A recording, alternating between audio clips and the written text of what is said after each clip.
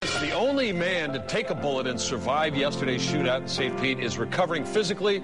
Of course, the emotional recovery will take longer. Allison Morrow joins us now with more on this. Good evening, Allison. Good evening, Brendan. The U.S. Marshals office still won't confirm their deputy's identity, but they are releasing some of his story from yesterday's shootout, a day he won't soon forget. Noise and chaos, yesterday's scene. Today's scene, a simple black band. Well, we're in mourning for the loss of the two St. Pete police officers. But even as U.S. Marshals Chief Pete Cajigal and his team mourn, they're also extremely relieved. The deputy really had quite an incredible day. He's lucky to still be here with us. Their 21-year veteran deputy, the only officer wounded who will someday return to work. His identity still withheld. Yesterday, someone tried to kill him, and even though he is a law enforcement officer, he's still considered to be a victim of a violent crime, and we do want to try to protect him as much as we can.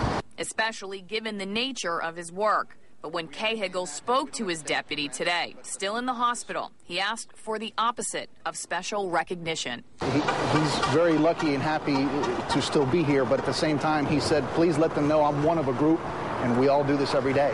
A group that faces mortality on a regular basis, and a group the wounded marshal has no plans to leave, because Cajigal says they simply love their job. We know that as hard as it is and the grief that we're experiencing, everybody today knew that they were going to have to get back up and come back to work. We still have a job to do, and we're going to do it. That U.S. Marshal is expected to leave the hospital within the next few days.